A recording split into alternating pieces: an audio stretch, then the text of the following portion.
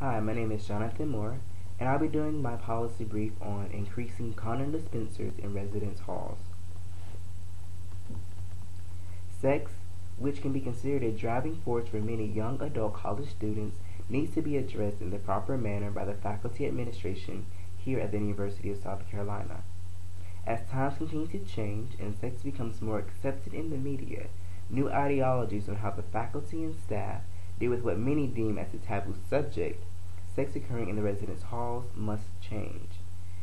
It has often been stated that one's college years will be the best 4 years of their life. And during those years, many individuals exercise their curiosity by having sex. These curiosities can lead to unwanted pregnancies, the exchange of STIs, and also contracting HIV. The best way to decrease these rates is by placing condom dispensers in the residence halls. As of now, the University of South Carolina has taken a stance on advocating about sexual health. However, as a student of the university, I feel more could be done. The university should implement a new policy in which they allow condom dispensers to be placed in the residence halls. The implementation of this new policy could cause friction amongst the faculty administration and board of trustees. But if they were to sit down and research facts on the rising rates of sexually transmitted diseases amongst college students, then the advantage of this policy would be far greater than its disadvantages. As of December 2010, South Carolina ranked number 8th in the nation with having the highest rates of AIDS cases. In that same year, Columbia, South Carolina ranked number 6th in the nation with having the highest AIDS cases in a metropolitan area. And as of December 2011, Richland County had 3,438 cases per 100,000 of chlamydia. These rates are examples of a real public health threat that could plague the students and staff on this campus. And with these concerns, the implementation of this policy is necessary. Many could present an argument against this policy. Some negative effects of placing these condom dispensers in the residence halls include the notion that this service promotes sexual encounters in the residence halls, the opportunity that these supplies will run out quickly due to convenience, restocking issues, and that these new dispensers could cut down the amount of interaction the sexual health staff has with students. However, I feel these arguments do not compare to the positive aspects the policy could bring to this university. There are many advantages for placing condom dispensers into residence halls. The main advantage is centered on having easier access to condoms. Having condoms that's easily accessible should have a positive correlation with the decrease of STIs, contracting HIV, and unwanted pregnancies. Not preventing these occurrences from happening could have a negative correlation with unproductive students due to missing classes, dropping out of school, or affecting others.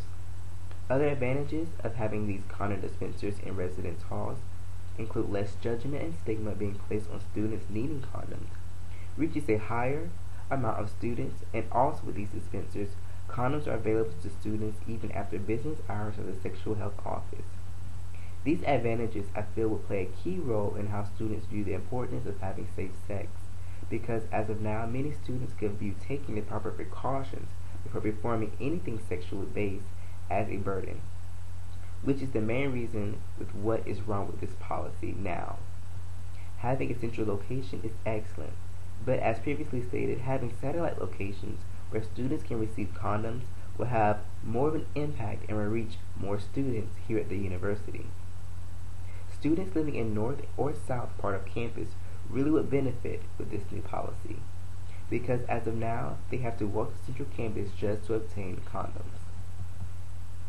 Many students were taught throughout high school by their parents or church organizations to not partake in sexual encounters. In college, those ideologies and viewpoints change for students. Students will have sex, so it's best to accept this ideology and find ways to enhance the support for safer sex, rather than sit back and imagine nothing is happening behind closed doors.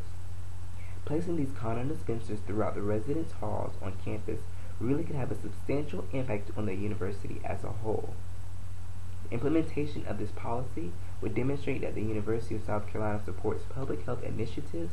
It would demonstrate that the university policies are current with the different viewpoints of today's students, and demonstrate that the university cares about their students in every aspect, physically, emotionally, academically, socially, and sexually.